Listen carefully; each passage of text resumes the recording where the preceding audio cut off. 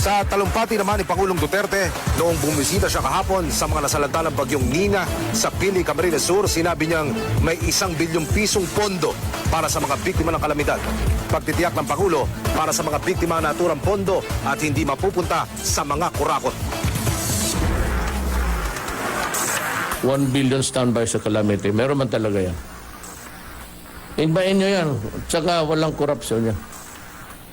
Mag-corrupt dito, pagka kinurap mo yan kung sinong sunduin kita ng helicopter, papuntang Manila, tatapon kita sa labas. So, the other departments seem to be well prepared. We have some budgeting issues simply because meron tayong napakarami ang dumadaan na bagyo. Hindi bale, but that's not something that we should